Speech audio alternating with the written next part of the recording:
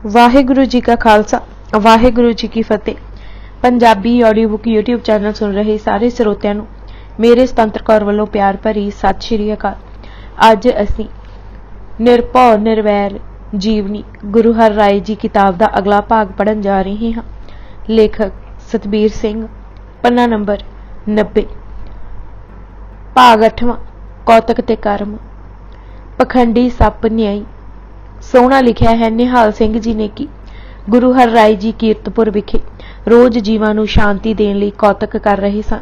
ਉਹਨਾਂ ਕੌਤਕਾਂ ਤੇ ਬਖਸ਼ਿਸ਼ਾਂ ਦਾ ਕੋਈ ਅੰਤ ਨਹੀਂ, ਪਰ ਕੁਝ ਕੁ ਉਜਾਗਰ ਹੋਣ ਕਰਕੇ ਸਾਡੇ ਇਤਿਹਾਸਕਾਰਾਂ ਨੇ ਲਿਖੇ ਹਨ, ਜਿਨ੍ਹਾਂ ਤੋਂ ਪ੍ਰਤੀਤ ਹੁੰਦਾ ਹੈ ਕਿ ਗੁਰੂ ਜੀ ਹਰ ਭੁੱਲ ਤੇ ਚੁੱਕ ਤੋਂ ਸਿੱਖਾਂ ਨੂੰ ਸਦਾ ਲਈ ਬਚਾਉਣਾ ਲੋੜਦੇ ਸਨ।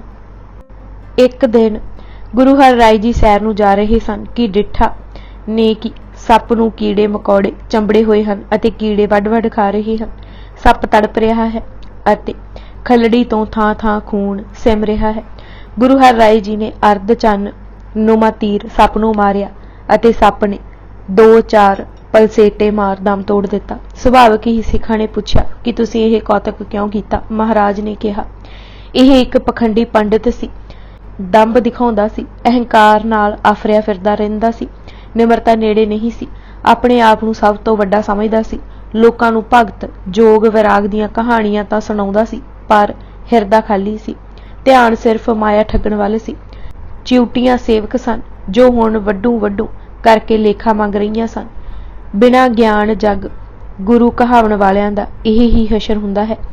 ਫਿਰ ਸਾਰੀ ਸੰਗਤ ਨੂੰ ਜੋ ਨਾਲ ਸੀ ਉਹਨਾਂ ਨੂੰ ਸੰਬੋਧਨ ਕਰਕੇ ਸੁੱਖਾਂ ਦੇ ਦਾਤੇ ਨੇ ਕਿਹਾ, ਕਦੇ ਪੂਜਾ ਦਾ ਧਨ ਨਾ ਖਾਣਾ, ਧਰਮ ਦੀ ਕਿਰਤ ਕਰਕੇ ਹੀ ਖਾਣਾ ਤੇ ਖਵਾਉਣਾ।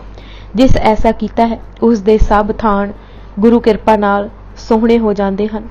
ਗੁਰੂ ਪਿਤਾ ਦੇ ਬਚਨ ਸਨ, ਪੂਜਾ ਅੰਸ ਨਾ ਇਹ ਕਬ ਖਾਹੀ, ਹੋਏ ਦੁਖਦ ਕੋ ਬਨਹਿ ਸਹਾਏ ਨਾ, ਬਹੁਤ ਬਿਸੂ ਰਹਿ ਜਮ ਬਸ ਪਾਈ, ਧਰਮ ਕਿਰਤ ਕਰ ਸੰਤਨ ਸੇਵਹਿ, ਤਿਸ ਕੋ ਮੈਂ ਸਭ ਥਾਨ ਸੁਹਾਈ।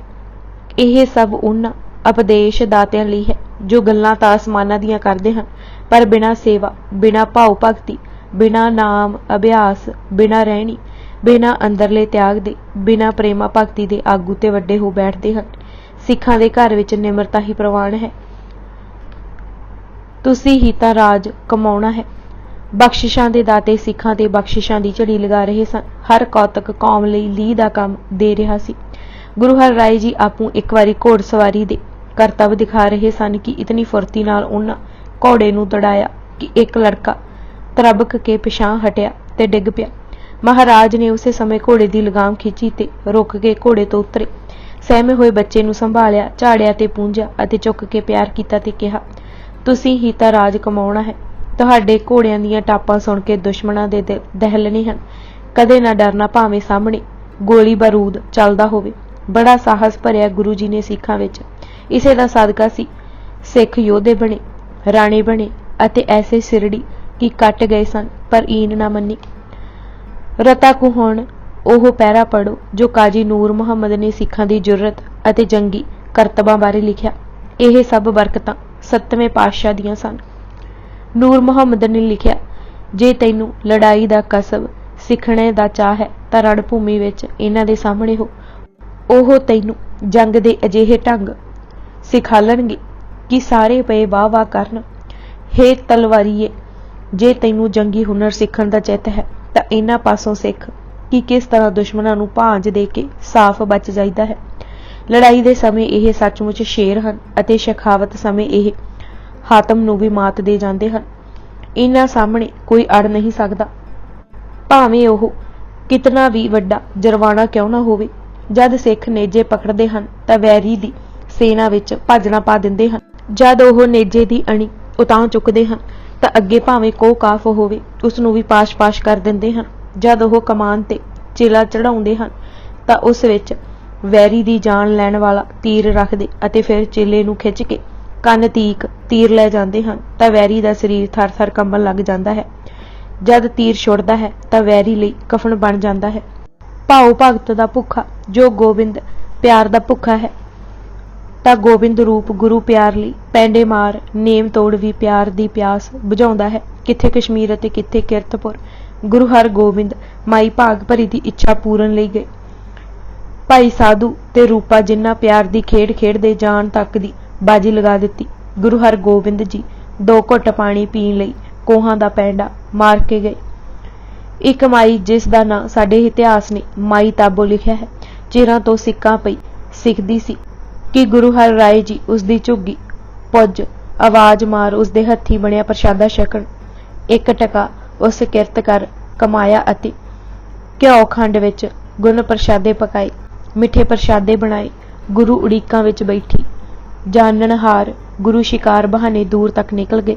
ਲੱਗਦਾ ਇੰਜ ਸੀ ਕਿ ਕਿਸੇ ਸ਼ਿਕਾਰ ਦਾ ਪਿੱਛਾ ਕਰਕੇ ਘੋੜੇ ਨੂੰ ਦੌੜਾਈ ਜਾ ਰਹੇ ਹਨ, ਪਰ ਅੱਜ ਤਾਂ ਉਹ ਆਪ ਹੀ ਪ੍ਰੇਮ ਬਾਣਾ ਦੇ ਵਿੰਨੇ ਹੋਏ ਪ੍ਰੇਮੀ ਮਾਈ ਵੱਲ ਜਾ ਰਹੇ ਸਨ। ਘੋੜੇ ਤੇ ਹੀ ਚੜੇ, ਝੁੱਗੀ ਪਾਸ ਜਾਂ ਆਵਾਜ਼ ਮਾਰੀ, ਮਾਂ ਪ੍ਰਸ਼ਾਦ ਛਕਾ, ਭੁੱਖ ਲੱਗੀ ਹੈ।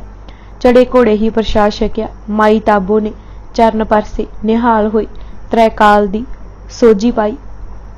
ਸਾਥੀ ਸਵਾਰਾਂ ਨੇ ਜਾਤਾ ਕਿ ਗੁਰੂ ਜੀ ਨੂੰ ਭੁੱਖ ਨੇ ਸਤਾਇਆ ਹੈ ਅਤੇ ਝੁੱਗੀ ਨੇੜੇ ਜਾਣ ਪ੍ਰਸ਼ਾਦ ਮੰਗਿਆ ਹੈ। ਸੋ ਅਗਲੇ ਦਿਨ ਗੁਰੂ ਜੀ ਸ਼ਿਕਾਰ ਤੇ ਚੜੇ ਤਾਂ ਉਹਨਾਂ ਪ੍ਰਸ਼ਾਦ ਨਾਲ ਹੀ ਰੱਖ ਲਿਆ ਅਤੇ ਸਮਾਂ ਦੇਖ ਕੇ ਪ੍ਰਸ਼ਾਦ ਪਾਉਣ ਲਈ ਬੇਨਤੀ ਕੀਤੀ।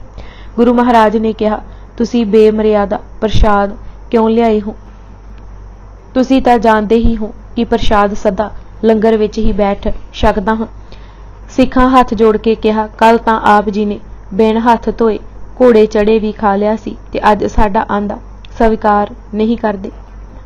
ਮਹਾਰਾਜ ਨੇ ਸਮਝਾਉਂਦੇ ਕਿਹਾ ਕਿ ਮਾਈ ਕਿਰਤ ਕਰਕੇ ਪ੍ਰੇਮ ਵਿੱਚ ਬੈਠੀ ਸੀ, ਮੈਂ ਪ੍ਰੇਮ ਦਾ ਖਿੱਚਿਆ ਗਿਆ ਸਾਂ। ਇਹ ਰੀਤ ਗੁਰੂ ਨਾਨਕ ਜੀ ਨੇ ਚਲਾਈ ਹੈ। ਪ੍ਰੇਮ ਭੋਜਨ ਦਾ ਸਵਾਦ ਹੀ ਹੋਰ ਹੈ। ਪ੍ਰੇਮ ਸਵਾਦ ਤੇ ਪ੍ਰੀਤਮ ਤ੍ਰਿਪਤ। ਪ੍ਰੇਮ ਪ੍ਰੀਤ ਮੋਕੋ ਅਤ ਪਿਆਰੀ, ਪ੍ਰੀਤ ਰੀਤ ਕੀ ਕਿਰਿਆ ਨਿਆਰੀ। ਜਿਸ ਪ੍ਰੇਮ ਹੋਏ ਸੋ ਮਹਿਮਾ ਜਾਣੇ, ਪ੍ਰੇਮ ਸਵਾਦ ਪ੍ਰੀਤਮ ਮਨ ਮਾਨੇ। ਬਾਦੇ ਭਗਤ ਨ ਛੂਟੇ ਮੋਹੇ। ਭਗਤ ਨਾਮਦੇਵ ਜੀ ਨੇ ਸਰੰਗ ਰਾਗ ਦੇ ਇਸ ਸ਼ਬਦ ਵਿੱਚ ਅਟਲ ਸੱਚਾਈ ਲਿਖੀ ਹੈ ਕਿ ਪ੍ਰਭੂ ਦਾ ਕਹਿਣਾ ਹੈ ਕਿ ਜੋ ਨਿਰਾ ਰੱਬ ਦਾ ਹੈ, ਰੱਬ ਵੀ ਉਸੇ ਦਾ ਰੂਪ ਹੈ। ਦਾਸ ਅਨਿਨ ਮੇਰੋ ਨਿਜ ਰੂਪ। ਰੱਬ ਦਾ ਇਹ ਵੀ ਫਰਮਾਨ ਹੈ ਕਿ ਮੇਰੀ ਬੱਦੀ ਭਗਤ ਛੁਡਾ ਸਕਦਾ ਹੈ, ਪਰ ਜੇ ਭਗਤ ਮੈਨੂੰ ਬੰਨ੍ਹ ਲਵੇ ਤਾਂ ਮੇਰੇ ਕੋਲੋਂ ਛੁੱਟਦੀ ਨਹੀਂ। ਜੇ ਕਿਸੇ ਮੌਕੇ ਤੇ ਮੈਨੂੰ ਮੇਰਾ ਭਗਤ ਪ੍ਰੇਮ ਗੰਢਾ ਮਾਰ ਬੰਨ੍ਹ ਲਵੇ ਤਾਂ ਮੇਰੇ ਕੋਲੋਂ ਕੁਝ ਨਹੀਂ ਹੋ ਸਕਦਾ। ਮੈਂ ਨਿਰੁੱਤਰ ਹੋ ਜਾਂਦਾ ਹਾਂ, ਕੋਈ ਜਵਾਬ ਨਹੀਂ ਦੇ ਸਕਦਾ। ਗੁਰੂ ਦਾ ਇਹ ਵੀ ਕਥਨ ਹੈ ਕਿ ਮੇਰੀ ਜ਼ਿੰਦਗੀ ਮੇਰੇ ਭਗਤ ਹਨ। ਮੈਂ ਤਾਂ ਗੁਣਾਂ ਦਾ ਖਿੱਚਿਆ ਹੋਇਆ ਹਾਂ। ਜਿਸ ਨੇ ਇਹ ਗੱਲ ਜਾਣ ਲਈ ਉਸ ਦੇ ਹਿਰਦੇ ਪ੍ਰੇਮ ਦਾ ਚਾਨਣ ਹੋ ਜਾਂਦਾ ਹੈ। ਇਸ ਸ਼ਬਦ ਦਾ ਪ੍ਰਤੱਖ ਪ੍ਰਮਾਣ ਉਲਥਾ ਭਾਈ ਗੋਂਦਾ ਜੀ ਦੀ ਸਾਖੀ ਹੈ। ਭਾਈ ਗੋਂਦਾ ਜੀ ਕੀਰਤਪੁਰ ਤੋਂ ਪ੍ਰੀਤ ਰੀਤ ਸਿੱਖ ਹੁਕਮ ਪਾ ਕਾਬਲ ਗਏ। ਸਿੱਖੀ ਦੀ ਧੁਜਾ ਚੁਲਾਈ, ਲੰਗਰ ਲਗਾ ਦਿੱਤਾ। ਜੋ ਕਾਰਪੇਟ ਆਵੇ ਲੋੜਵੰਦਾਂ ਵਿੱਚ ਵੰਡ ਦਿੰਦੇ। ਧਰਮਸ਼ਾਲ ਵੀ ਬੱਧੀ। ਇੱਕ ਦਿਨ ਅੰਮ੍ਰਿਤ ਵੇਲੇ ਜਪਜੀ ਪੜ੍ਹਦੇ ਪੜ੍ਹਦੇ ਧਿਆਨ ਗੁਰਾਂ ਦੇ ਚਰਨਾਂ ਵਿੱਚ ਜੁੜ ਗਿਆ। ਟਿਕੀ ਹੋਈ ਬਿਰਤੀ ਵਿੱਚ ਆਨੰਦ ਆਇਆ, ਆਨੰਦ ਰੂਪ ਹੀ ਹੋ ਗਏ। ਇੱਧਰ ਕੀਰਤਪੁਰ ਵਿੱਚ ਗੁਰੂ ਹਰ ਰਾਏ ਜੀ ਵੀ ਨਿਸ਼ਚਲ ਹੋ ਸੰਗਤ ਵਿੱਚ ਬੈਠੇ ਰਹੇ। ਉਹ ਇਸ ਕਾਰਨ ਨਾ ਉੱਠਣ ਕੀ ਕਾਬਲ ਵਿੱਚ ਬੈਠੇ ਗੋਂਦੇ ਦਾ ਕਿਧਰੇ ਤਰਾਹ ਹੀ ਨਾ ਨਿਕਲ ਜਾਏ, ਸਿੱਖ ਦੇ ਆਨੰਦ ਵਿੱਚ ਵਿਘਨ ਨਾ ਪਵੇ। ਲੰਗਰ ਦਾ ਸਮਾਂ ਹੋਏ ਆਇਆ। ਲਾਂਗਰੀ ਨੇ ਬੇਨਤੀ ਕੀਤੀ, ਪਰ ਆਪ ਜੀ ਨੇ ਗੱਲ ਨਾ ਗੌਲੀ। 2 ਪਹਿਰ ਇਸੇ ਰੰਗ ਵਿੱਚ ਗੁਜ਼ਰ ਗਏ। ਦੁਪਹਿਰ ਢਲਣ ਉਪਰੰਤ ਆਪ ਜੀ ਉੱਠੇ ਅਤੇ ਸੰਗਤਾਂ ਨੇ ਪ੍ਰਸ਼ਾਦ ਪਾਇਆ। ਸਿੱਖਾਂ ਪੁੱਛਿਆ, ਅੱਜ ਇਸ ਤਰ੍ਹਾਂ ਬੈਠੇ ਰਹਿਣ ਦਾ ਕੀ ਕਾਰਨ ਸੀ? ਆਪ ਜੀ ਨੇ ਸਿਰਫ ਇਤਨਾ ਕਿਹਾ, ਕਾਬਲ ਵਿੱਚ ਗੋਂਦਾ ਛੱਡੇ ਤਾਂ ਉੱਠੀਏ। ਜਦ ਕੁਝ ਸਮੇਂ ਬਾਅਦ ਭਾਈ ਗੋਂਦਾ ਜੀ ਕੀਰਤਪੁਰ ਆਏ ਤਾਂ ਰਮਜ ਖੁੱਲੀ ਕਿ ਭਾਈ ਜੀ ਜਪਜੀ ਪੜ੍ਹਦਿਆਂ ਧਿਆਨ ਮਗਨ ਹੋ ਗਏ ਸਨ ਅਤੇ ਪ੍ਰੇਮ ਦੇ ਵਿੰਨੇ ਗੁਰੂ ਉਸ ਦੀ ਆਸ ਪੁਜਾ ਰਹੇ ਸਨ। ਸੱਚਮੁੱਚ ਹੀ ਗੁਰੂ ਦਾ ਜੀਵਨ ਉਸ ਦੇ ਸਿੱਖ ਹੀ ਸਨ। ਗਿਆਨੀ ਗਿਆਨ ਸਿੰਘ ਜੀ ਨੇ ਇਸੇ ਲਈ ਕਿਹਾ ਸੀ ਕਿ ਮੱਖਣ ਨਾਲੋਂ ਵੀ ਕੋਮਲ ਹਨ ਗੁਰੂ ਹਰ ਰਾਏ ਜੀ। ਕੋਮਲ ਅਤ ਨਵਨੀਤ ਤੇ ਜਿਨ੍ਹਾਂ ਵੀ ਗੁਰੂ ਕਾ ਪਿਆਰ ਪਾਇਆ ਉਹ ਗੁਣਾ ਵਾਲੇ ਤਾਂ ਹੋਏ ਹੀ, ਉਹਨਾਂ ਨੂੰ ਕ੍ਰੋਧ ਦੇ ਧੱਕੇ ਵੀ ਨਹੀਂ ਲੱਗਦੇ। ਤਰਕਾਂ ਅਤੇ ਨੁਕਤਾਚੀਨੀਆਂ ਤੋਂ ਵੀ ਬਚ ਜਾਂਦੇ ਹਨ, ਭਾਵ ਸਾਗਰ ਤੋਂ ਪਾਰ ਹੋ ਜਾਂਦੇ ਹਨ। ਮਹਿਮਾ ਬਾਣੀ ਦੀ। ਇੱਕ ਵਾਰੀ ਸਿੱਖਾਂ ਪੁੱਛਿਆ, ਪਾਤਸ਼ਾਹ ਪਾਠ ਤਾਂ ਨਿਤਨੇਮ ਨਾਲ ਕਰਦੇ ਹਾਂ, ਪਰ ਕਈ ਤੁਕਾਂ ਦੇ ਅਰਥ ਦੀ ਸੋਝੀ ਨਹੀਂ ਪੈਂਦੀ। ਕੀ ਐਸੇ ਪਾਠ ਦਾ ਕੋਈ ਲਾਭ ਹੈ? ਉਸ ਸਮੇਂ ਕੋਈ ਉੱਤਰ ਨਾ ਦਿੱਤਾ। पर उसे दिन सवाल करन वालियां समेत उस पासे निकल गए जिधर ढट्ठा पिंड सी। गली विचों इस ठीकरी वल इशारा करदे सिख नूं आग्या दित्ती कि उस वल वेखो। जद सिखां ध्यान ठीकरी वल कीता तां फरमाया, रव तेज चिकनता निकस्त पई। धुप पैण करके ठीकरी अंदर जो थंधाई सी ओह बाहर आ गई।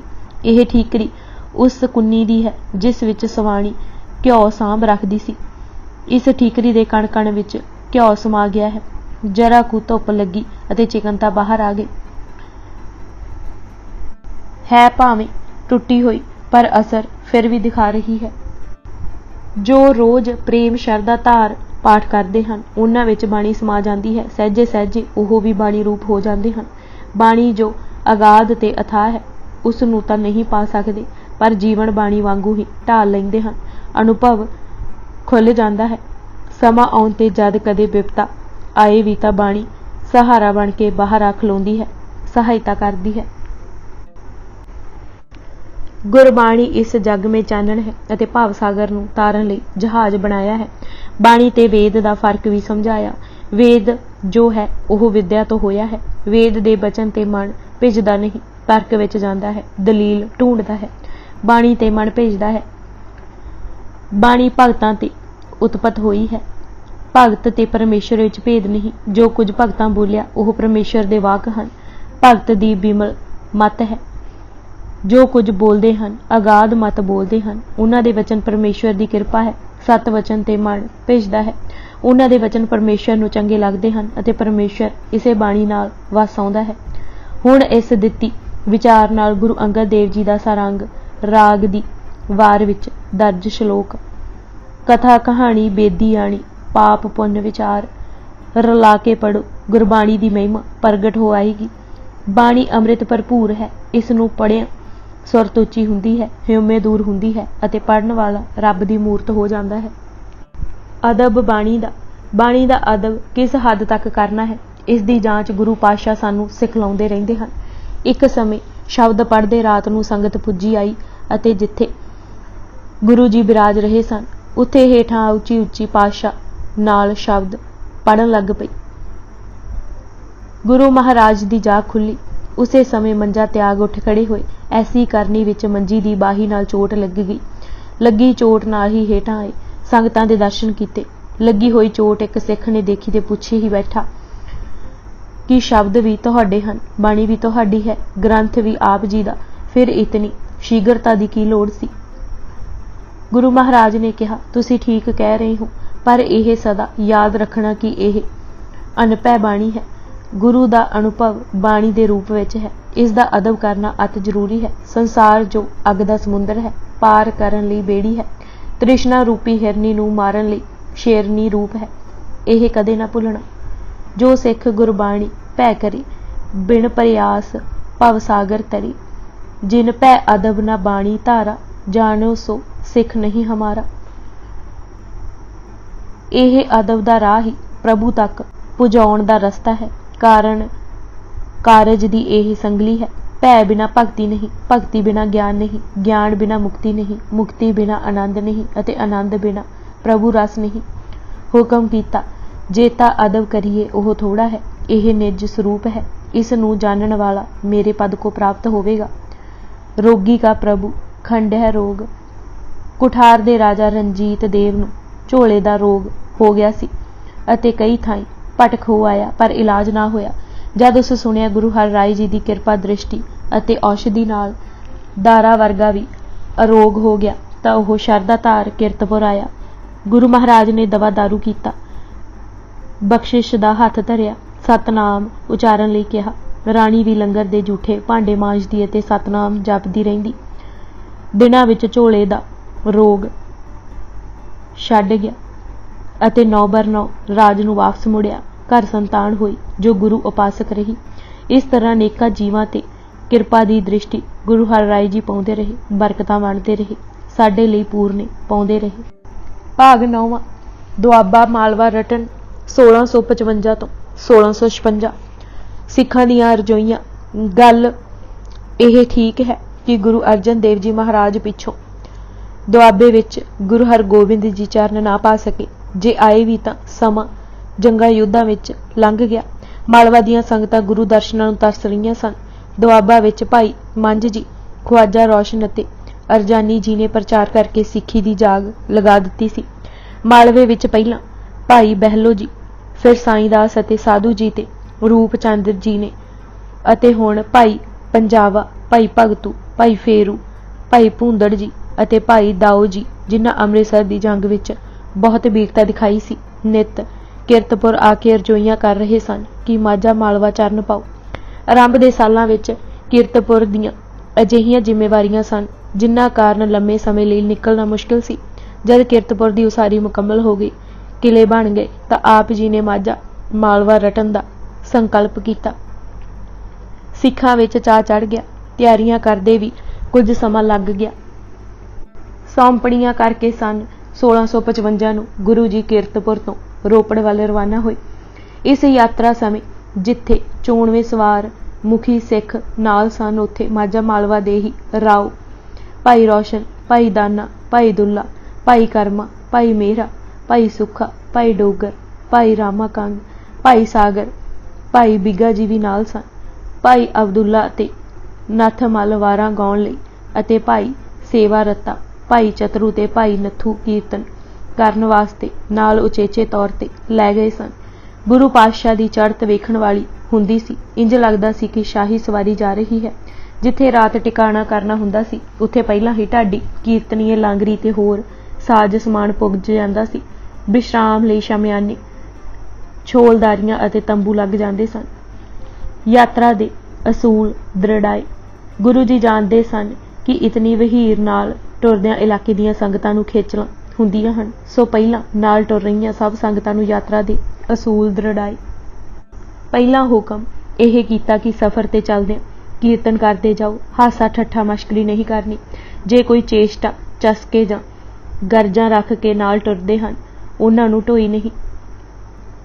ਨਿਮਰਤਾ ਰੱਖ ਕੇ ਟੁਰਨਾ ਹੈ। ਕਿਸੇ ਨੇ ਬਾਹਰੋਂ ਰੁਕ ਕੇ ਜਾਂ ਵੱਖਰਾ ਪਕਾਉਣ ਲਈ ਪ੍ਰਬੰਧ ਨਹੀਂ ਕਰਨਾ। ਜੋ ਲੰਗਰ ਪੱਕੇ ਉਸ ਨੂੰ ਸ਼ਰਧਾ ਨਾਲ ਪੰਗਤ ਵਿੱਚ ਬੈਠ ਖਾਣਾ ਹੈ। ਪੜਾਅ ਕਰਦਿਆਂ ਦੀਵਾਨ ਸੱਜ ਜਾਣ ਉਪਰੰਤ ਵੱਧ ਤੋਂ ਵੱਧ ਸਮਾਂ ਗੁਰਬਾਣੀ ਸੁਣਨ ਅਤੇ ਗੁਰੂ ਉਪਦੇਸ਼ ਗ੍ਰਹਿਣ ਕਰਨ ਤੇ ਹੀ ਲਗਾਉਣਾ ਹੈ। ਕਿਸੇ ਉਚੇਚੇ ਸੁੱਖ ਸਾਧਨ ਲਈ ਜਾਚਨਾ ਨਹੀਂ ਕਰਨੀ। ਜਿੱਥੋਂ ਤੱਕ ਹੋ ਸਕੇ ਸੇਵਾ ਵਿੱਚ ਹੱਥ ਸਫਲ ਕਰਨੇ ਹਨ। ਰੋਪੜ। ਕਿਰਤਪੁਰ ਤੋਂ ਟੁਰ ਕੇ ਪਹਿਲਾ ਪੜਾਅ ਰੋਪੜ ਕੀਤਾ। ਰੋਪੜ ਦੇ ਪ੍ਰਸਿੱਧ ਫਕੀਰ ਅੱਗੋਂ ਲੈਣ ਆਏ ਅਤੇ ਭਾਈ ਬਿੰਜੂ, ਭਾਈ ਬਿੰਦਾ, ਭਾਈ ਗਜਨ, ਭਾਈ ਘਰੀਆਂ ਨੇ ਦਿਨ ਰਾਤ ਇੱਕ ਕਰਕੇ ਸੇਵਾ ਕੀਤੀ। ਗੁਰੂ ਜੀ ਨੇ ਨਾਮ ਜਲ ਦੇ ਛੱਟੇ ਮਾਰੇ। ਦੋਖੀ ਜੋ ਨਿੱਤ ਊਜਾ ਉਠਾਉਂਦੇ ਸਨ। ਗੁਰੂ ਜੀ ਦੇ ਸ਼ਾਂਤ ਚਿੱਤ ਸੁਭਾਅ ਅਤੇ ਚਿਹਰੇ ਤੇ ਨੂਰ ਡਲਕਾ ਮਾਰਦੇ ਦੇਖ ਚਰਨੀਆਂ ਲੱਗੇ। ਰੋਪੜ 3 ਦਿਨ ਰੁਕ ਆਪ ਜੀ ਗੜਸ਼ੰਕਰਾ ਬਿਰਾਜੇ। ਉੱਥੋਂ ਹੁਸ਼ਿਆਰਪੁਰ ਤੋਂ 10 ਕੁ ਮੀਲ ਬੜੀ ਲਾਹਲੀ ਟਿਕੇ। ਬੜੀ ਲਾਹਲੀ ਦੀਆਂ ਸੰਗਤਾਂ ਨੇ ਜਿਸ ਨਿਮਰਤਾ ਤੇ ਚਾਅ ਨਾਲ ਸੇਵਾ ਕੀਤੀ, ਸਭ ਵਾਹ ਵਾਹ ਕਰਨ ਲੱਗੇ। ਮਹਾਰਾਜ ਨੇ ਸਭ ਪਿੰਡ ਵਾਸੀਆਂ ਨੂੰ ਸੇਵਕ ਨਿਹਾਲ ਦਾ ਬਚਨ ਉਚਾਰ ਅਸੀਸ ਦਿੱਤੀ। ਗੁਰਦੁਆਰੇ ਦਾ ਨਾਂ ਹੀ ਸੇਵਕ ਨਿਹਾਲ ਕਰਕੇ ਪ੍ਰਸਿੱਧ ਹੋ ਗਿਆ। ਇਲਾਕੇ ਨੂੰ ਸ਼ਰਾਬ ਛੱਡਣ, ਨਸ਼ੇ ਤਿਆਗਣ ਅਤੇ ਅਮਲ ਕਰਨ ਤੋਂ ਵਰਜਿਆ। ਜੋ ਵੀ ਮਹਾਰਾਜ ਮੁਖੋਂ ਕਹਿਣ, ਪਿੰਡ ਦੇ ਵਸਨੀਕ 7 ਬਚਨ ਅਤੇ 7 ਸਾਹਿਬ ਕਹਿ ਕੇ ਸਿਰ ਝੁਕਾਉਂਦੇ ਰਹੇ। ਉਹਨਾਂ ਉਪਦੇਸ਼ਾਂ ਨੂੰ ਆਪਣੇ ਜੀਵਨ ਵਿੱਚ ਇਸ ਤਰ੍ਹਾਂ ਢਾਲ ਲਿਆ ਕਿ ਨਾ ਹੀ 7 ਸਾਹਿਬੀਏ ਪਿਆ। ਕਲਗੀਧਰ ਦੇ ਸਮੇਂ ਇਸ ਪਿੰਡ ਨੇ ਆਨੰਦਪੁਰ ਪੁੱਜ ਬੇਅੰਤ ਘਾਲਾਂ ਘਾਲੀਆਂ। ਹਰੀਆਂ ਵੇਲਾਂ ਗੜਸ਼ੰਕਰ ਤੋਂ ਹੁਸ਼ਿਆਰਪੁਰ ਵੱਲ ਜਾਂਦੀ ਸੜਕ ਤੋਂ 10 ਕੁ ਮੀਲ ਵਿੱਥ ਤੇ ਆਪ ਜੀ ਨੇ ਪਿੰਡੋਂ ਬਾਹਰ ਟਿਕਾਣਾ ਕੀਤਾ ਹੀ ਸੀ ਕਿ ਇਲਾਕੇ ਦਾ ਚੌਧਰੀ ਆਪਣੇ ਸਵਾਰਾਂ ਨਾਲ ਆਲ ਧਮਕਿਆ ਤੇ ਕਿਹਾ, ਇਹ ਮੇਰੀ ਥਾਂ ਹੈ। ਮਹਾਰਾਜ ਨੇ ਬੜੇ ਸਹਿਜ ਵਿੱਚ ਕਿਹਾ, ਧੰਨ ਭੂਮ ਕਾਜੋ ਕਰੇ ਗੁਮਾਨ, ਸੋ ਮੂਰਖ ਅੰਧਾ ਅਗਿਆਨ। ਸਾਰੀ ਧਰਤੀ ਪ੍ਰਭੂ ਮਾਲਕ ਦੀ ਹੈ। ਇਹ ਥਾਂ ਨੇੜੇ ਦੇ ਸਾਰੇ ਪਿੰਡ ਚਗਰਾਂ, ਬੋਹਣ, ਚੱਬੇਵਾਲ ਅਤੇ ਬਜਰੌਰ ਤੋਂ ਇੱਕੋ ਜਿਹੀ ਪੈਂਦੀ ਸੀ। ਗੁਰੂ ਜੀ ਨੇ ਇਸੇ ਲਈ ਇਹ ਥਾਂ ਚੁਣੀ ਸੀ, ਪਰ ਚੌਧਰੀ ਨੂੰ ਖਿਆਲ ਸੀ ਕਿ ਇੱਥੇ ਕਬਜ਼ਾ ਕਰਨ ਆਏ ਹਨ। ਉਸ ਨੇ ਬੜੇ ਹੰਕਾਰ ਨਾਲ ਕਿਹਾ ਕਿ ਉਹ ਡੇਰਾ ਪੁੱਟ ਦੇਵੇਗਾ। ਮਹਾਰਾਜ ਨੇ ਕਿਹਾ, ਤੂੰ ਡੇਰਾ ਕੀ ਪੁੱਟਣਾ ਹੈ? ਇੱਥੇ ਸਦਾ ਗੁਰੂ ਨਿਸ਼ਾਨ ਝੁੱਲਣਗੇ, ਸਦਾ ਹਰੀਆਂ ਵੇਲਾਂ ਰਹਿਣਗੀਆਂ ਅਤੇ ਸਿੱਖਾਂ ਦੇ ਘੋੜੇ ਫਿਰਦੇ ਰਹਿਣਗੇ। ਮਹਾਨ ਕੋਸ਼ ਦੇ ਲਿਖਾਰੀ ਦਾ ਵੀ ਇਹ ਕਹਿਣਾ ਹੈ ਕਿ ਸਾਹਿਬਜ਼ਾਦਾ ਬਾਬਾ ਅਜੀਤ ਸਿੰਘ ਜੀ ਨੇ ਇੱਕ ਬ੍ਰਾਹਮਣ ਦੀ ਪੁਕਾਰ ਤੇ ਕਲਗੀਧਰ ਦੇ ਆਦੇਸ਼ ਨਾਲ 2 ਬੱਚੀਆਂ ਹਰੀਆਂ ਅਤੇ ਭਰੀਆਂ ਦੀ ਪੱਤ ਇੱਥੇ ਹੀ ਆ ਕੇ ਬਚਾਈ ਸੀ। ਹੁਸ਼ਿਆਰਪੁਰ अगला पड़ा आप जी ने हुशियारपुर नगरी कीता। इसे नगर दे भाई तारा जी, भाई चंदा जी, भाई नारायण दास जी ने कीरतपुर की उसारी वेले हत्थी सेवा करके पहला गुरु हरगोबिंद जी कोलों माण प्राप्त किया सी। गुरु हर राय जी इन्हां दी करनी ते इतने प्रसन्न होए सन कि इन्हां नूं प्रचार करन दा अधिकार दिता सी। गुरु जी 7 कुछ दिन इत्थे अमृत बचनां दी वर्खा करते रहे। भुगानी साहिब हरियां वेला कुछ दिन टिकाणा कर आप जी हुशियारपुर फगवाड़ा सड़क ते पैंदे एक नगरी भुगानी आए। आप जी ने नगर निवासियों नूं नाम दी महिमा दर्शाई अते आग्या कीती कि सेवा ओहो ही फलदी है जो निरचाह अते चित लगा के कीती जाए। सतगुर की सेवा सफल है जे को करे चित लाए। हंकार दी अड़ी भन्नण दा हथियार केवल सेवा ही है। अहंकार विच सेवा नहीं हुंदी अते सेवा करन वाले दा अहंकार नहीं रहिंदा। सब ने सेवा करके माण पाया है। लंगर चलाउण दा हुकम कीता। चौतरा साहिब भुगानी तो चौतरा साहिब बिराजे। सिख इतिहास का कहना है कि गुरु हर राय जी दियां सारियां संगतां नूं रोज गुरु अर्जन देव जी दा आसा राग दा यह शब्द हर का नाम रिदे नित ध्याई संगी साथी सगल तराई गुरु मेरे संग सदा है नाले सिमर सिमर तिस सदा संभाले तेरा किया मीठा लागे हर नाम पदार्थ नानक मांगे। पढ़ाया करते सन। पिंडां दे वासियां नूं नाम धन नूं इकट्ठा करन दा वल दस्सिया। यह हुक्म भी कीता कि जद भी अरदास करो नाम दान दी जाचना करो। करतारपुर साहिब चौंतरा साहिब तो जलंधर हुंदे होए आप जी करतारपुर साहिब आए। करतारपुर आप जी तकरीबन 4 महीने रहे। कुछ दिन तां धीरमल अपनी हौ विच रहा, पर जद गुरु जी की उपमा हर जुबान तो सुनी तां ओह भी दर्शनां नूं आया। महाराज ने आदि बीड़ दे दर्शन कीते, होर बीड़ां तैयार करन दी आग्या कीती। भरम मोह ते भै कट्टण लई नाम दारू वंडते रहे। करतारपुर गंगसर दे खूह नूं पक्का कराया। इस गंगसर दी महिमा संगत नूं दर्शाई। इसे गंगसर दी महिमा ढाडी अब्दुल्ला अते नाथ मल ने वार उचार के भी गाई सी। पिछों नाथ मल ने अमरनामा लिख के करतारपुर दियां 2 साखियां लिखियां। गंगा वल जांदे एक गंगा भगत नूं उस दा गवाचा होया लोटा गुरु अर्जन देव जी ने इसे खूह विचों कढ के फरमाया सी कि तू ही दस गंगा जान दा कोई लाभ है। गंगा घर विच ही है, दूर किधरे जान दी लोड़ नहीं। दूजी साखी तां बड़े विस्तार नाल लिखी है। ब्राह्मणां ने भरमां दा जाल इतना संघना उणिया होया सी कि उस विचों कोई फसिया जीवन भर निकल ही नहीं सी सकदा। यह भरम जाल गुरु पातशाह ने ही कट्टिया सी। अमरनामा ने ही लिखा है कि बाबा बकाला दे एक गरीब बंदे दे पिता की मृत्यु रात मंजे ते सुत्तियां ही हो गई। ब्राह्मण नूं मौका मिल गया। उस गरीब नूं ब्राह्मण ने कहा कि तेरे पिता का कल्याण तां ही हो सकता है जे तू ब्राह्मणां नूं भोजन छका दान दे। उस विचारे कोल जो सी उस खवाल दिता जां दान दे दिता। हुण ब्राह्मण ने कहा कि भावें कर्जा चुक ते भावें गहने पाओ, गंगा इशनान करके आ तां ही तेरे पितर खुश होणगे। इस दशा विच झूरदे ने सुनिया कि गुरु अर्जन देव जी इत्थे गंगासर दी सेवा करा रहे हन। ओह रोंदा ते दुखी गुरु जी पास आया। हंझू केरदा देख महाराज ने पूछया, तैनूं किस दुख ने पकड़िया होया है? उस दस्सिया कि ब्राह्मण दा मारिया हां। जो कुछ उस पास सी ब्राह्मण ने हूंजा फेर दिता है। लिखिया है कि शांत चित्त गुरु अर्जन जी जो कोड़ा बोल जानते भी नहीं सन, उस दिन जरा उच्चा बोल के कहन लगे कि इन्हां ब्राह्मणां ने कितनी अत चुकी हुई है, इन्हां नूं कुछ नहीं देना। बंदी छोड़ सतगुर है, सिखां ते उसकी किरपा है। फिर उस बंदे का हथ पकड़ के किरपालू गुरु अर्जन ने कहा, अपने पिता नूं सुरगां विच देख लै। बस यह याद रखूगी परमेश्वर तो भुलियां ही रोग आउंदे हन। भाई भगतू जी का शरीर ढिला रहन लग पिया सी। उसने वडेरी उम्र विच विआह भी कीता। इत्थे किरतपुर ही भाई जी अकाल चलाना कर गए। गुरु हर राय जी ने हथी संस्कार कीता ते भगतू जी दी कीती सेवा दी सराहना की। नूर महल करतारपुर तो कपूरथला गुरु धामां दे दर्शन करन लई कुछ दिन रुके। उत्थों डल्ला नकोदर हुंदे होए नूर महल आए। बाहर बाग डेरा कीता।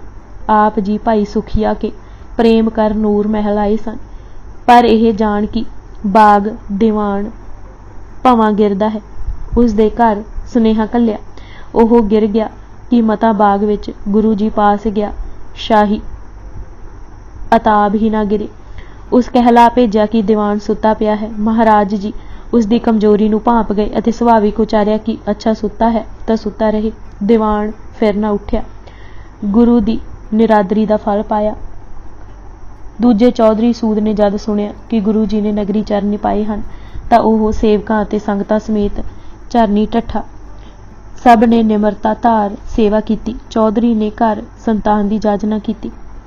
ਮਹਾਰਾਜ ਨੇ ਕਿਹਾ, ਦੇਣ ਅਤੇ ਖੋਣ ਵਾਲਾ ਦਾਤਾ ਪ੍ਰਭੂ ਹੈ। ਆਏ ਗਏ ਦੀ ਰੱਬ ਦਾ ਰੂਪ ਜਾਣ ਸੇਵਾ ਕਰੋ, ਬਰਕਤਾਂ ਘਰ ਵਾਸਾ ਕਰਨਗੀਆਂ।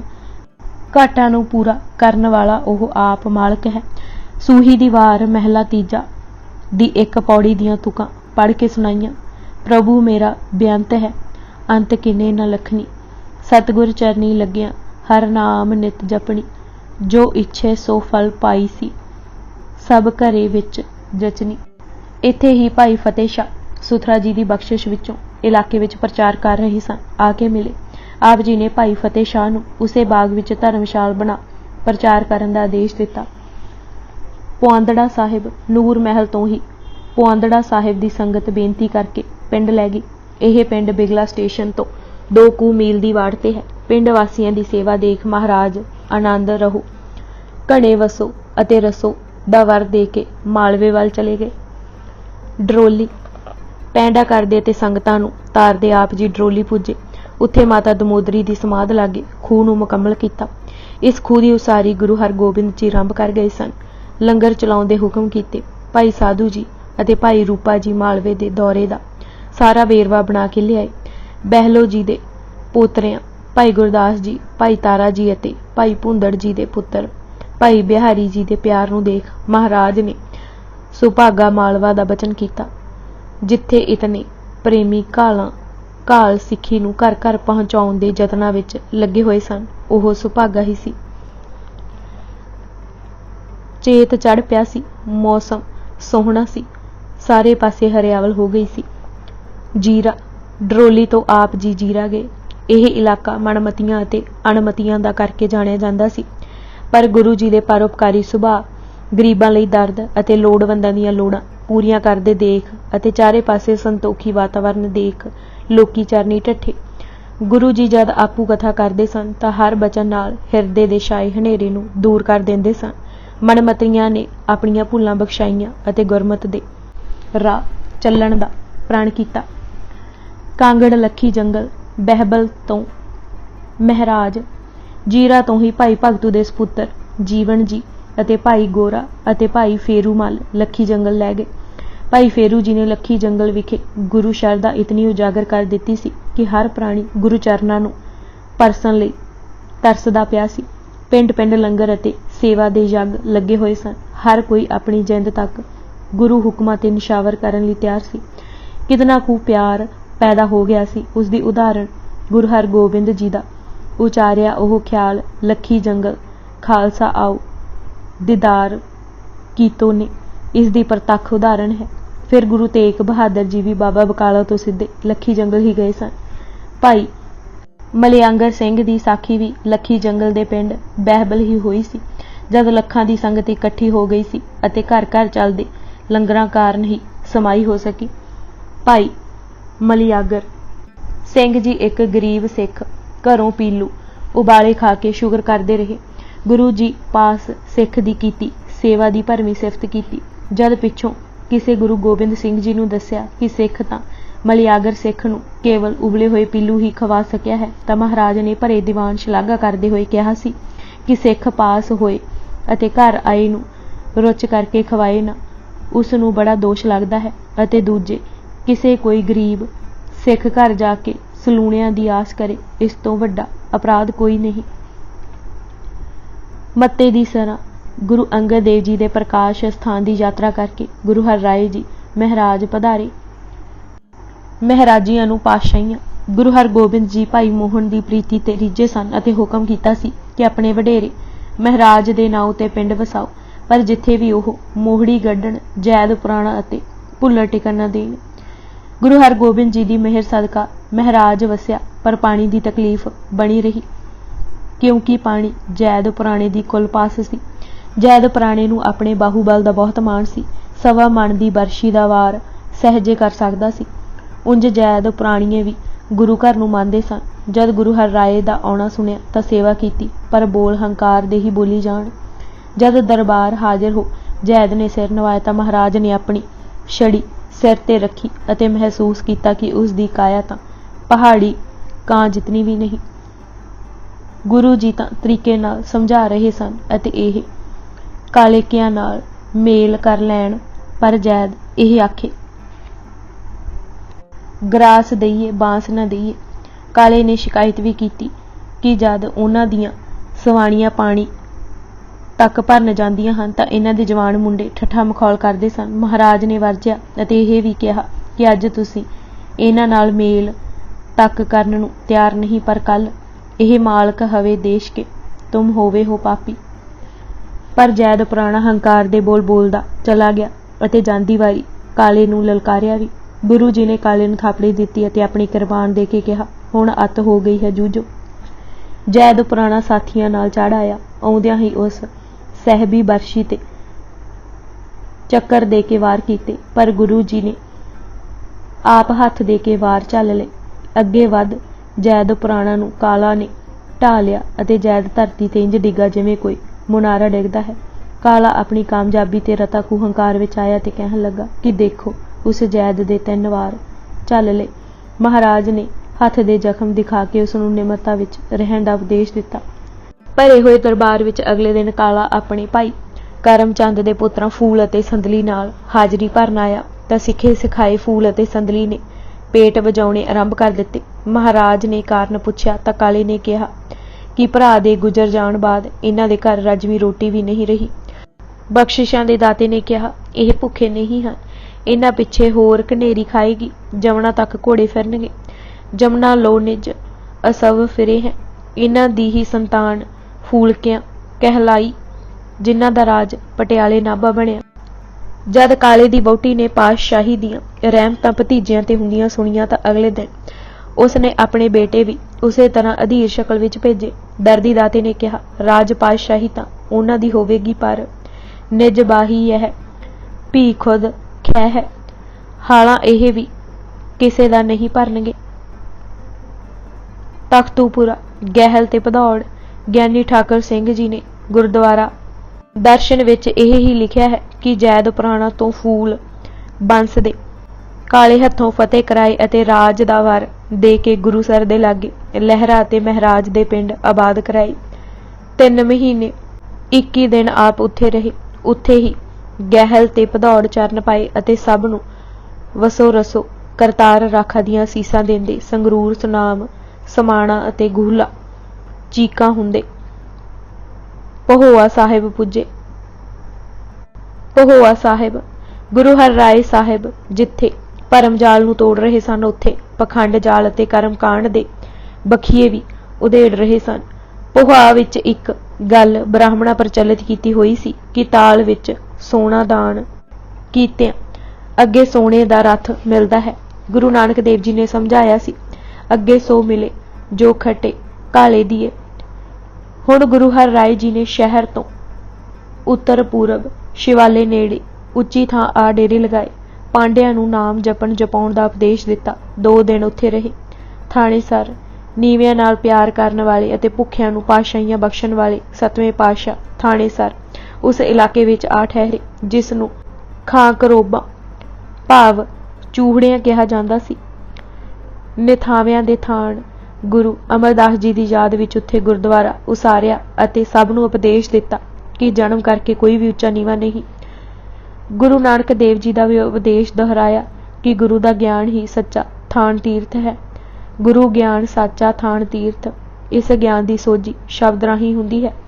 ਇਹ ਵੀ ਸਦਾ ਚੇਤੇ ਰੱਖਣ ਵਾਲੀ ਗੱਲ ਹੈ ਕਿ ਥਾਣੇਸਰ ਨੂੰ ਜਰਵਾਣੇ ਵਾਰ-ਵਾਰ ਲੁੱਟਦੇ ਰਹੇ ਹਨ ਅਤੇ ਬਾਬਾ ਬੰਦਾ ਸਿੰਘ ਜੀ ਨੇ ਖੰਭਾ ਇੱਥੇ ਹੀ ਗੱਢਿਆ ਸੀ ਕਿ ਹੁਣ ਕੋਈ ਹਿੰਦੁਸਤਾਨ ਦੀ ਅਣਖ ਨੂੰ ਹੱਥ ਨਹੀਂ ਪਾ ਸਕੇਗਾ। ਸੰਨ 1763 ਵਿੱਚ ਸਰਦਾਰ ਭੰਗਾ ਸਿੰਘ ਜੀ ਦਾ ਥਾਣੇਸਰ ਨੂੰ ਆਪਣੀ ਰਾਜਧਾਨੀ ਬਣਾਉਣਾ ਵੀ ਇਹ ਦਰਸਾਉਂਦਾ ਹੈ ਕਿ ਜੇ ਗੁਰੂ ਕਰਮ ਧਰਮ ਪੱਤ ਦਾ ਰਾਖਾ ਹੈ ਤਾਂ ਸਿੱਖ ਵੀ ਪੱਤ ਦਾ ਪਹਿਰੇਦਾਰ ਹੈ। ਇੱਕ ਗੱਲ ਹੋਰ ਕਿ ਇਹ ਕੁਰੂਕਸ਼ੇਤਰ ਹੀ ਇੱਕ ਅਜਿਹੀ ਨਗਰੀ ਹੈ ਜਿੱਥੇ 9 ਗੁਰੂ ਪਾਤਸ਼ਾਹੀਆਂ ਨੇ ਚਰਨ ਪਾਏ। ਸਿਰਫ ਗੁਰੂ ਅੰਗਦ ਸਾਹਿਬ ਕੁਰੂਕਸ਼ੇਤਰ ਨਹੀਂ ਆਏ। ਕਾਕਰੂ ਕਾ ਅੰਬ ਕੁਰੂਕਸ਼ੇਤਰ ਵਿਖੇ ਸਿੱਧ ਬੱਟੀ, ਜਿੱਥੇ ਗੁਰੂ ਨਾਨਕ ਦੇਵ ਨੇ ਮਾਸ ਮਾਸ ਕਰ ਮੂਰਖ ਝਗੜੇ ਦਾ ਸ਼ਬਦ ਉਚਾਰ ਉਪਦੇਸ਼ ਦਿੱਤਾ ਸੀ, ਤੋਂ ਹੋ ਕੇ ਗੁਰੂ ਹਰਗੋਬਿੰਦ ਦੇ ਪਾਵਨ ਚਰਨਾਂ ਨਾਲ ਪਾਵਨ ਹੋਈ ਥਾਂ ਸਮੇਤ ਪਧਾਰ ਕੇ ਪਿਪਲੀ, ਮਾਰਕੰਡਾ, ਅੰਬਾਲਾ ਤੋਂ ਇੱਕ ਸਿੱਖ ਪ੍ਰੇਮੀ ਭਾਈ ਕਾਕਰੂ ਦੀ ਇੱਛਾ ਪੁਜਾਉਣ ਲਈ ਉਸ ਦੇ ਅੰਬਾਂ ਦੇ ਬਾਗ ਪੁੱਜੇ। ਇਹ ਸਥਾਨ ਮਣੀ ਮਾਜਰੇ ਤੋਂ 7 ਕੁ ਮੀਲ ਦੂਰ ਹੈ। ਭਾਈ ਕਾਕਰੂ ਦੇ ਅੰਬਾਂ ਦੇ ਬਾਗ ਟਿਕਾਣਾ ਕਰਨ ਕਾਰਨ ਥਾਂ ਦਾ ਨਾਮ ਕਾਕਰੂ ਕਾ ਅੰਬ ਪੈ ਗਿਆ।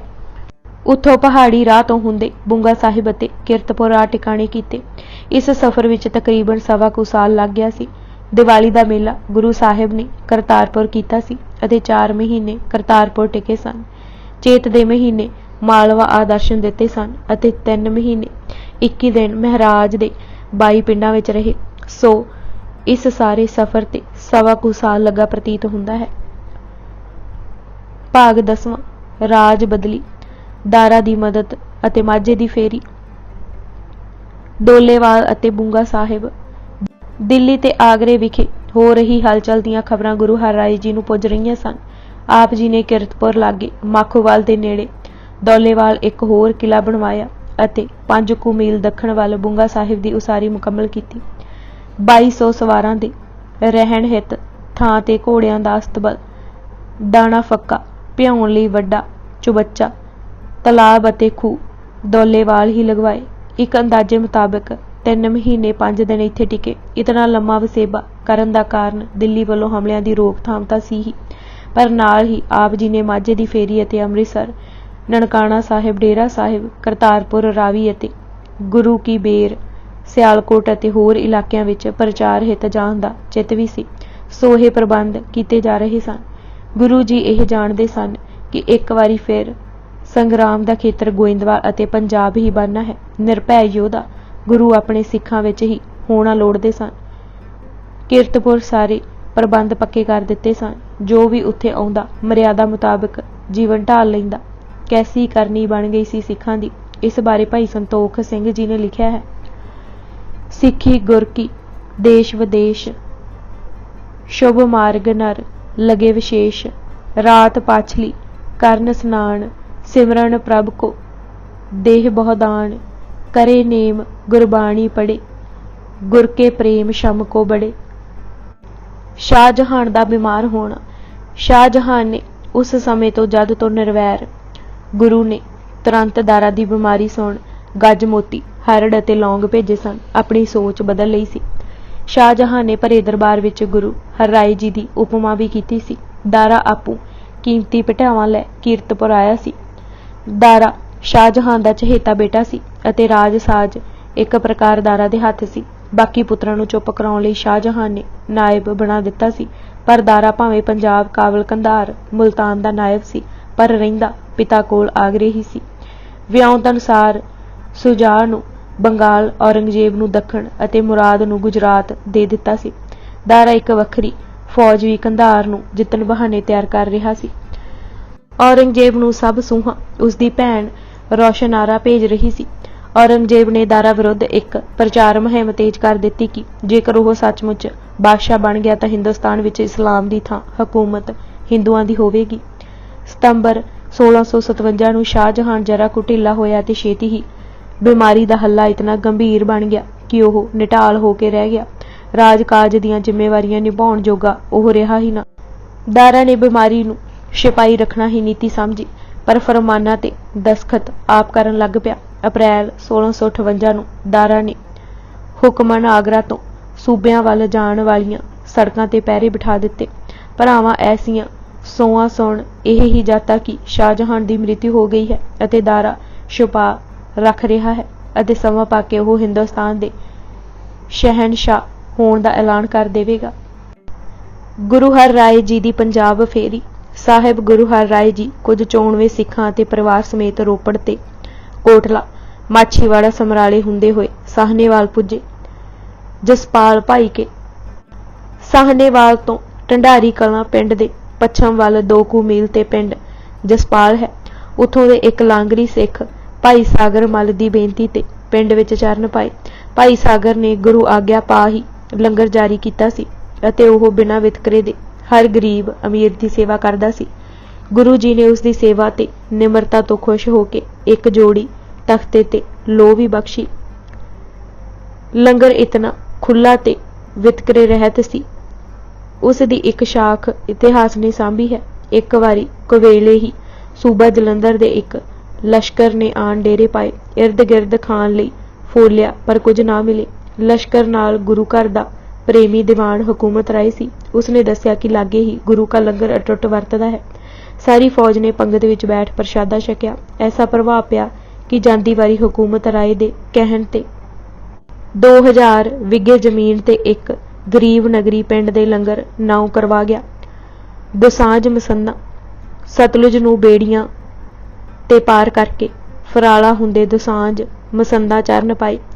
उत्थे लोकां नूं संगत दा महात्म प्रभात उठ नाम जपन दी महिमा दसी। पलाही लागे कासम बेग दा हल्ला। गुरु हर राय जी दे टिकण टिकाणियां दी शान शाही लश्करां नूं मौत पाउंदी सी। आप जी एक थां टिकाणा करके प्रचार हित लागले पिंडां दीआं सदरां पूर्ण कर चले जांदे सन। पलाही फगवाड़े तो 3 मील उत्तर वल है। डेरा कीता होया सी कि मुखल्लस खान दे पोतरियां कासम बेग अते उमर हयात खान ने मौका ताड़ महाराज दे महल जिथे ठहरे सन हल्ला बोल दिता। जिस दिन तो गोरा ने नाई जस्से दा गुस्से विच कतल कीता सी, ओह पछतावे दी हालत विच गुरु जी दे कैंप दे नेड़े ही अपने साथी सवारां समेत लागे लागे रहिंदा सी तां कि कोई गुरु जी वल मंदी भावना करके हल्ला ना करे। पूरी पहरेदारी रखदा सी। जिस मौके दी भाल विच सी उस नूं मिल गया। मुगलां दीआं फौजां नूं जो गुरु डेरियां ते हल्ला करन नूं उठाईआं सन करारी हार दित्ती। महाराज ने खेमा दित्ती पर उस सजा दा भागी होण दी ही इच्छा प्रगटाई। हदियाबाद फगवाड़ा लागे पुराना नगर तकियाबाद सी जिस नूं हुण हदियाबाद कहिंदे हन। फगवाड़ा इसे दी जूह विच सी। संगतां दे प्रेम कर गुरु जी उत्थे आए। गुरु जी आपू जल छकाउंदे अते संगतां दी सेवा करदे। फगवाड़े गुरु जी दा आउणा सुण संगतां तां उमड़ पईआं पर चौधरी चूहड़मल अपने चौधरी पुणे दे हंकार विच मत्या दर्शनां नूं ना आया। महाराज ने कहा, चौधरी राय सदाईए जल बलीए अभिमान। यह बचन आख के आप जी उत्थों करतारपुर वल चल पए। यह बचन जद भाई संतू जी लोहार ने सुने तां ओह खेमा लैण लई घोड़े नाल ही मील तक टुरदा आया। भाई संतू दी निमरता देख आप जी घोड़ी तो उतरे। उस नूं लोक सुखीए पर लोक सुहेले दी असीस दित्ती। भाई संतू जी ने चौधरी नूं भी खेमा प्रदान करन दी बेनती कीती। आप जी ने कहा, तेरे पिछे उसदा भी भला होवेगा। चौधरी नूं सुमत आई अते ओह भी चरनी आण डठा।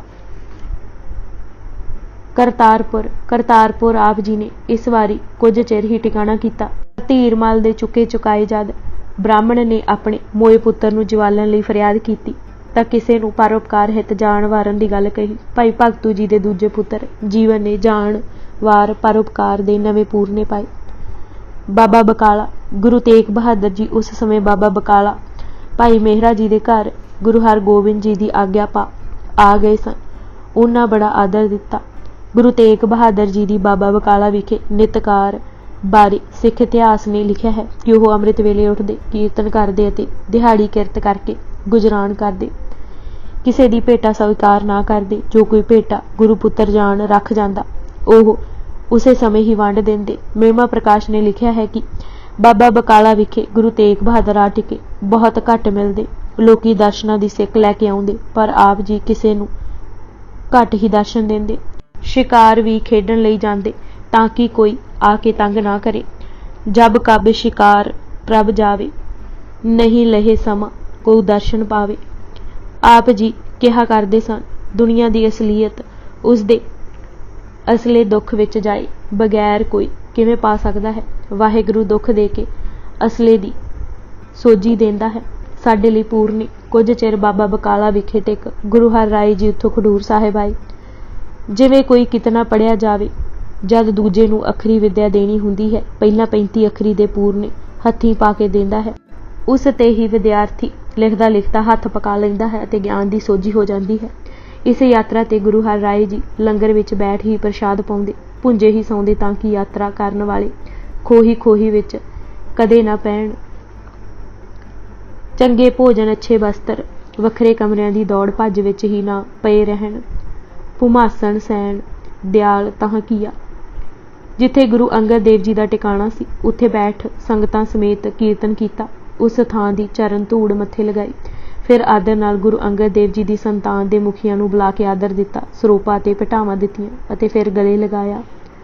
ਖਡੂਰ ਸਾਹਿਬ ਸਦਾ ਲੰਗਰ ਚਲਾਉਣ ਦੇ ਪ੍ਰਬੰਧ ਵੀ ਕੀਤੇ। ਗੋਇੰਦਵਾਲ ਪੁੱਜ ਕੇ ਪਹਿਲਾਂ ਸਿੱਧੇ ਸੰਗਤਾਂ ਸਮੇਤ ਬੌਲੀ ਸਾਹਿਬ ਦਾ ਇਸ਼ਨਾਨ ਕੀਤਾ। ਫਿਰ ਕੀਰਤਨ ਕਰਦੇ ਹੀ ਚੁਬਾਰਾ ਸਾਹਿਬ ਗਏ।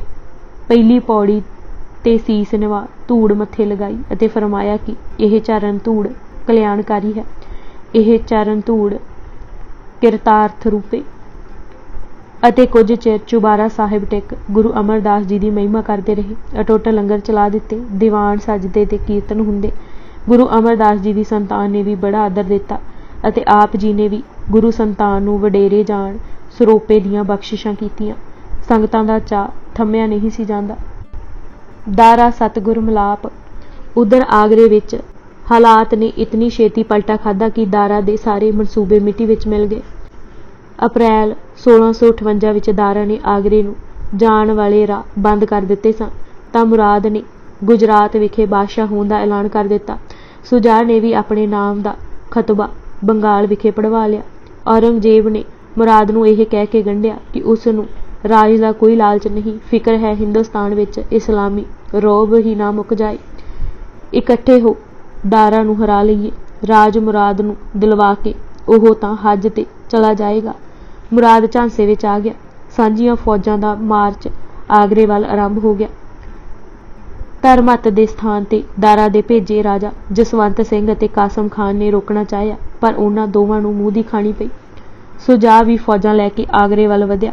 ਸੁਲੇਮਾਨ ਸ਼ਿਕੋਹ ਨੇ ਉਸ ਨੂੰ ਬਨਾਰਸ ਵਿਖੇ ਹਾਰ ਦਿੱਤੀ। ਸੁਜਾ ਤਾਂ ਉੱਥੋਂ ਹੀ ਵਾਪਸ ਬੰਗਾਲ ਮੁੜ ਆਇਆ। ਸ਼ਾਮੂਗੜ੍ਹ ਦੇ ਸਥਾਨ ਤੇ ਦਾਰਾ ਆਪੂ ਮੁਰਾਦ ਅਤੇ ਔਰੰਗਜ਼ੇਬ ਦੀਆਂ ਫੌਜਾਂ ਦਾ ਟਾਕਰਾ ਕਰਨ ਲਈ ਆਇਆ। ਸ਼ਾਮੂਗੜ੍ਹ ਆਗਰੇ ਤੋਂ ਪੂਰਬ ਵੱਲ 10 ਮੀਲ ਤੇ ਨਿੱਕਾ ਜਿਹਾ ਪਿੰਡ ਹੈ।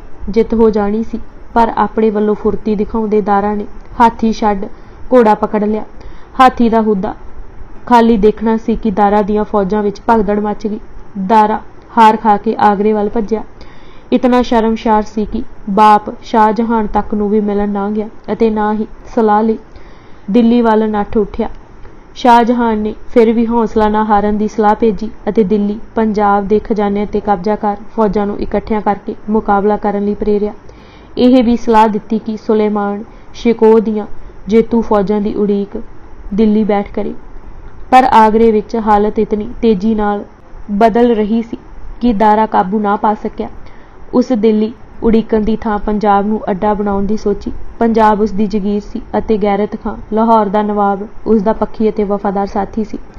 ਲਾਲ ਕਿਲੇ ਤੇ ਦਾਰਾ ਕਬਜ਼ਾ ਵੀ ਨਾ ਕਰ ਸਕਿਆ, ਕਿਉਂਕਿ ਕਿਲੇਦਾਰ ਨੂੰ ਪਹਿਲਾਂ ਹੀ ਔਰੰਗਜ਼ੇਬ ਨੇ ਇਸਲਾਮ ਦਾ ਵਾਸਤਾ ਦੇ ਅਤੇ ਲਾਲਚ ਦੇ ਕੇ ਆਪਣੇ ਵੱਲ ਕਰ ਲਿਆ ਸੀ। ਦਾਰਾ ਨੇ ਡੇਰੇ ਪੁਰਾਣੇ ਕਿਲੇ ਲਗਾ ਲਏ। 5 ਜੂਨ ਨੂੰ ਦਾਰਾ ਦਿੱਲੀ ਪੁੱਜਾ ਸੀ ਅਤੇ ਉੱਥੇ ਸੁਲੇਮਾਨ ਸ਼ਿਕੋਹ ਦੀ ਉਡੀਕ ਕਰਨ ਲੱਗਾ। ਉਧਰ 8 ਜੂਨ ਨੂੰ ਔਰੰਗਜ਼ੇਬ ਨੇ ਆਗਰੇ ਦੇ ਕਿਲੇ ਤੇ ਕਬਜ਼ਾ ਕਰ ਲਿਆ ਅਤੇ ਪਿਤਾ ਸ਼ਾਹਜਹਾਨ ਨੂੰ ਕੈਦੀ ਬਣਾ ਅੰਦਰਲੇ ਮਹਿਲ ਵਿੱਚ ਬੰਦੀ ਬਣਾ ਦਿੱਤਾ। ਔਰੰਗਜ਼ੇਬ ਆਗਰੇ ਨਾ ਰੁਕਿਆ ਅਤੇ ਫੌਜਾਂ ਨਾਲ ਦਿੱਲੀ ਵੱਲ ਵਧਿਆ। ਦਾਰਾ ਦਾ ਖਿਆਲ ਸੀ ਕਿ ਆਗਰੇ ਦੇ ਕਿਲੇ ਤੇ ਕਬਜ਼ਾ ਕਰਦਿਆਂ ਸਮਾਂ ਲੱਗੇਗਾ ਅਤੇ ਉਤਨੇ ਨੂੰ ਸੁਲੇਮਾਨ ਸ਼ਿਕੋਹ ਦੀਆਂ ਫੌਜਾਂ ਆਣ ਮਿਲਣਗੀਆਂ। ਹੁਣ ਦਾਰਾ ਪਾਸ 2 ਰਾਹ ਸਨ। ਇੱਕ ਇਹ ਕਿ ਆਪਣੇ ਬੇਟੇ ਦੀਆਂ ਫੌਜਾਂ ਨਾਲ ਇਲਾਹਾਬਾਦ ਜਾ ਮਿਲੇ ਅਤੇ ਸੁਜਾ ਨਾਲ ਸਲਾਹ ਕਰਕੇ ਆਗਰਾ ਤੇ ਹੱਲਾ ਬੋਲੇ, ਅਤੇ ਦੂਜਾ ਪੰਜਾਬ ਵੱਲ ਜਾਏ। ਉਸਨੇ ਫੈਸਲਾ ਪੰਜਾਬ ਵੱਲ ਜਾਣ ਦਾ ਕੀਤਾ। ਗੁਰੂ ਹਰਿਰਾਏ ਜੀ ਨੂੰ ਉਸਨੇ ਪੱਤਰ ਵੀ ਲਿਖਿਆ। ਪੱਤਰ ਵਿੱਚ ਗੁਰੂ ਹਰਿਰਾਏ ਜੀ ਦੀ ਬਹੁਤ ਉਪਮਾ ਤੇ ਮਿਲਾਪ ਦੀ ਇੱਛਾ ਪ੍ਰਗਟ ਕਰਦੇ ਲਿਖਿਆ ਕਿ ਮੱਛੀ ਵਾਂਗ ਜਾਲ ਵਿੱਚ ਫਸ ਗਿਆ ਹਾਂ, ਤੁਸੀਂ ਹੀ ਕੱਢੋ। ਸੂਰਜ ਪ੍ਰਕਾਸ਼ ਦੇ ਸ਼ਬਦਾਂ ਵਿੱਚ ਖਤ ਮਹਿ ਲਿਖ ਕਰ ਪ੍ਰੇਮ ਪਠਾਇਵ, ਮਿਲਨ ਸ਼ੋਕ ਨਾਮ ਉਪਜਾਇਵ। ਮੁਹੰਮਦ ਅਕਬਰ ਨੇ ਪੰਜਾਬ ਅੰਡਰ ਮੁਗਲਜ਼ ਵਿੱਚ ਲਿਖਿਆ ਹੈ ਕਿ ਔਰੰਗਜ਼ੇਬ ਵੱਲੋਂ ਪਿੱਛਾ ਕਰਦੇ ਦਾਰਾ ਨੇ ਗੁਰੂ ਜੀ ਪਾਸ ਬੇਨਤੀ ਭੇਜੀ।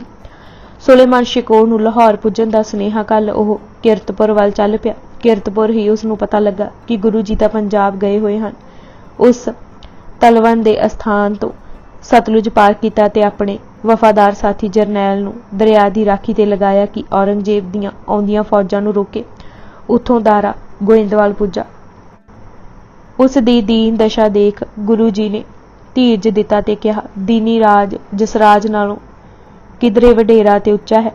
ਉਸਨੇ ਇਹ ਬੇਨਤੀ ਕੀਤੀ ਕਿ ਹੁਣ ਰੱਖਿਆ ਕਰਨ ਅਤੇ ਬਿਆਸ ਤੇ ਔਰੰਗਜ਼ੇਬ ਦੀਆਂ ਫੌਜਾਂ ਨੂੰ ਰੋਕ ਪਾਉਣਾ ਤਾਂ ਕਿ ਉਹ ਲਾਹੌਰ ਪੁੱਜ ਜਾਏ। ਹਮ ਪਾਛੇ ਆਵੇ ਫੌਜ ਤੇ ਦੋ ਪਹਿਰ ਅਟਕਾਏ ਦੇ ਸ਼ਬਦ ਉਸ ਕਹੇ ਸਨ। ਸਤਿਗੁਰੂ ਜੀ ਨੇ ਆਪਣੀਆਂ ਫੌਜਾਂ ਨੂੰ ਘਾਟ ਤੇ ਦੋ ਪਹਿਰਾ ਰੱਖਣ ਦਾ ਹੁਕਮ ਦਿੱਤਾ ਅਤੇ ਕਿਸੇ ਨੂੰ ਘਾਟ ਤੇ ਉਤਰਨ ਨਾ ਦਿੱਤਾ ਜਾਵੇ। ਪਿੱਛਾ ਕਰਨ ਵਾਲੀਆਂ ਫੌਜਾਂ ਬਿਟ ਤੱਕਦੀਆਂ ਰਹੀਆਂ। ਸ਼੍ਰੀ ਸਤਿਗੁਰ ਘਾਟ ਬੰਦ ਕਰ ਲੀਨਾ, ਤੋਪਾ ਖਾਨਾ ਸਨਮੁਖ ਕਰ ਦੀਨਾ। ਦੋ ਪਹਿਰ ਲਗ ਘਾਟ ਬੰਦ ਗੁਰ ਕੀਆ, ਕਾਹੋ ਕੋ ਉਤਰਨ ਨਹੀਂ ਦਿਆ। 23 ਜੁਲਾਈ 1658 ਨੂੰ ਦਾਰਾ ਲਾਹੌਰ ਪੁੱਜ ਗਿਆ। 30,000 ਤੋਂ ਵੱਧ ਫੌਜ ਵੀ ਉਸ ਇਕੱਠੀ ਕਰ ਲਈ। ਪਹਾੜੀ ਰਾਜਿਆਂ ਵੀ ਮਦਦ ਭੇਜੀ। ਇੱਕ ਰਾਜਾ ਗਜਰੂਪ ਸਿੰਘ ਨਾਂ ਦਾ ਬਹੁਤ ਉੱਘਾ ਹੈ। ਉਸ ਨੂੰ ਬੇਟੇ ਜਿਤਨਾ ਸਤਿਕਾਰ ਦਾਰਾ ਦੀ ਬੇਗਮ ਨੇ ਦਿੱਤਾ। ਦਾਰਾ ਤਿਆਰੀਆਂ ਤਾਂ ਠੀਕ ਕਰ ਰਿਹਾ ਸੀ, ਪਰ ਔਰੰਗਜ਼ੇਬ ਦੀ ਫੁਰਤੀ ਅੱਗੇ ਉਸ ਦੀ ਇੱਕ ਨਾ ਚੱਲੀ। ਔਰੰਗਜ਼ੇਬ ਦੀਆਂ ਫੌਜਾਂ ਦੀ ਟੁਕੜੀ 2 ਅਗਸਤ ਨੂੰ ਸਤਲੁਜ ਪੁੱਜ ਗਈ। ਦਾਊਦ ਖਾਨ ਦੀ ਅੱਖ ਬਚਾ ਕੇ ਸਤਲੁਜ ਵੀ ਉਹਨਾਂ ਪਾਰ ਕਰ ਲਿਆ। ਦਾਊਦ ਖਾਨ ਨੇ ਜਾਣਿਆ ਕਿ ਹੁਣ ਸਤਲੁਜ ਰੁਕਣਾ ਠੀਕ ਨਹੀਂ ਅਤੇ ਸੁਲਤਾਨਪੁਰ ਤੋਂ ਬਿਆਸਾ ਪੁੱਜ ਗਿਆ। ਉੱਥੇ ਹੀ ਦਾਰਾ ਨੇ ਦਾਊਦ ਨੂੰ ਕਿਹਾ ਕਿ ਆ ਰਹੀਆਂ ਔਰੰਗਜ਼ੇਬ ਦੀਆਂ ਫੌਜਾਂ ਨੂੰ ਬਿਆਸਾ ਕਿਨਾਰੇ ਹੀ ਰੋਕੇ।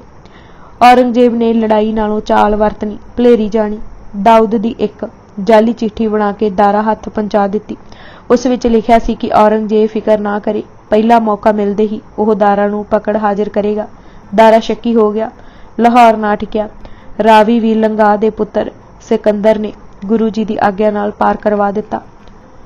ਉੱਥੋਂ ਉਹ ਮੁਲਤਾਨ ਵੱਲ ਚਲਾ ਗਿਆ, ਕਿਉਂਕਿ ਕਾਬਲ ਦੇ ਨਵਾਬ ਮਹਾਬਤ ਖਾਨ ਨੇ ਮਦਦ ਦੇਣ ਤੋਂ ਇਨਕਾਰ ਕਰ ਦਿੱਤਾ ਸੀ। ਔਰੰਗਜ਼ੇਬ ਰੋਪੜ ਰੁਕਿਆ ਹੋਇਆ ਸੀ। ਉੱਥੋਂ ਹੀ ਉਸ ਨੂੰ ਖਬਰ ਪੁੱਜੀ ਕਿ ਦਾਰਾ ਲਾਹੌਰ ਛੱਡ ਭੱਜ ਉੱਠਿਆ ਹੈ। ਖਲੀਲ ਉਲਾਹਾ ਖਾਨ ਉਸ ਵੇਲੇ ਗੜ੍ਹ ਸ਼ੰਕਰ ਆਇਆ ਸੀ। ਤਾਹਰ ਖਾਨ ਨੂੰ ਉਸ ਪਾਸ ਭੇਜਿਆ ਕਿ ਲਾਹੌਰ ਛੇਤੀ ਪੁੱਜ ਕੇ ਖਜ਼ਾਨੇ ਨੂੰ ਲੁੱਟਣ ਤੋਂ ਬਚਾਏ। ਔਰੰਗਜ਼ੇਬ ਆਪੂ ਮੁਲਤਾਨ ਵੱਲ ਚੱਲ ਪਿਆ ਤਾਂ ਕਿ ਦਾਰਾ ਛੇਤੀ ਪਕੜਿਆ ਜਾ ਸਕੇ। ਦਾਊਦ ਦੀ ਮਦਦ ਲੈਣ ਦੀ ਬਜਾਏ ਦਾਰਾ ਨੇ ਸਗੋਂ ਉਸ ਨੂੰ ਜਲੀਆਂ ਕੱਟੀਆਂ ਸੁਣਾਈਆਂ। ਦਾਊਦ ਅਪਮਾਨ ਨਾ ਸਹਾਰ ਸਕਿਆ ਤੇ ਦਾਰਾ ਦੀ ਜਾਨ ਦਾ ਵੈਰੀ ਹੋ ਗਿਆ। ਸਿੰਧ ਵਿੱਚ ਦਾਰਾ ਬੇਘਰ ਫਿਰ ਰਿਹਾ ਸੀ ਅਤੇ ਨਾਦਰਾ ਬੇਗਮ ਦੀ ਮੌਤ ਵੀ ਹੋ ਗਈ ਸੀ। ਜਿਸ ਸਿੰਧ ਦੇ ਇੱਕ ਸਰਦਾਰ ਮਲਕ ਜੀਵਨ ਪਾਸ ਉਹ ਜੂਨਾ ਨਗਰ ਰਹਿ ਰਿਹਾ ਸੀ, ਉਸਨੇ ਹੀ ਦਾਰਾ ਅਤੇ ਉਸਦੇ ਪੁੱਤਰਾਂ ਨੂੰ ਪਕੜ ਬੇੜੀਆਂ ਵਿੱਚ ਜਕੜ ਦਿੱਲੀ ਪੇਸ਼ ਕੀਤਾ। ਕਹਿੰਦੇ ਹਨ ਕਿ ਦਾਰਾ ਨੇ ਔਰੰਗਜ਼ੇਬ ਨੂੰ ਤਖਤ ਮੁਬਾਰਕ ਤੱਕ ਕਿਹਾ, ਪਰ ਉਸਨੇ ਇਹ ਕਹਿ ਕੇ ਕਤਲ ਕਰਵਾਇਆ ਕਿ ਐਸੇ ਬੇਦੀਨ ਜਿਸਨੇ ਆਪਣੀਆਂ ਲਿਖਤਾਂ ਵਿੱਚ ਕੁਫਰ ਅਤੇ ਇਸਲਾਮ ਨੂੰ ਜੁੜਵੇਂ ਭਰਾ ਲਿਖਿਆ ਹੈ ਦਾ ਕਤਲ ਕਰਨਾ ਸਵਾਬ ਹੈ। ਔਰੰਗਜ਼ੇਬ ਨੇ ਸਿਰ ਕੱਟਣ ਦਾ ਹੁਕਮ ਦਿੱਤਾ ਅਤੇ ਫਿਰ ਮੁਰਾਦ ਨੂੰ ਵੀ ਧੋਖੇ ਨਾਲ ਮਰਵਾ ਤਖਤ ਦਾ ਮਾਲਕ ਬਣ ਗਿਆ। ਗੁਰੂ ਹਰ ਰਾਏ ਜੀ ਦਾ ਅੰਮ੍ਰਿਤਸਰ ਪਧਾਰਨਾ। ਗੋਇੰਦਵਾਲ ਤੋਂ ਗੁਰੂ ਜੀ ਤਰਨਤਾਰਨ ਹੁੰਦੇ ਹੋਏ ਸ਼੍ਰੀ ਅੰਮ੍ਰਿਤਸਰ ਆਏ। ਹਰ ਜੀ ਜਿਸ ਨੇ ਦਰਬਾਰ ਸਾਹਿਬ ਤੇ ਕਬਜ਼ਾ ਕੀਤਾ ਹੋਇਆ ਸੀ, ਛੱਡ ਕੇ ਹੇਹਰੀ ਚਲਾ ਗਿਆ। ਮਹਾਰਾਜ ਨੇ ਦਰਬਾਰ ਸਾਹਿਬ ਦੀ ਮਰਿਆਦਾ ਬੱਧੀ ਅਤੇ 8 ਪਹਿਰ ਕੀਰਤਨ ਦਾ ਹੁਕਮ ਦਿੱਤਾ। ਅਕਾਲ ਤਖਤ ਦੀਵਾਨ ਸਜਾਏ। ਕੁਝ ਦਿਨ ਅੰਮ੍ਰਿਤਸਰ ਟਿਕਾਣੇ ਕਰ ਲਾਹੌਰ, ਡੇਹਰਾ ਸਾਹਿਬ, ਚੂਨਾ ਮੰਡੀ, ਲਾਹੌਰ ਅਤੇ ਮੁਜੰਗੀ ਹੋ ਨਨਕਾਣਾ ਸਾਹਿਬ ਪੁੱਜੇ। ਨਨਕਾਣਾ ਸਾਹਿਬ ਜਨਮ ਸਥਾਨ ਪੁੱਜ ਕੇ ਅਤ ਦੀ ਸ਼ਰਧਾ ਗੁਰੂ ਹਰ ਰਾਏ ਜੀ ਨੇ ਦਰਸਾਈ।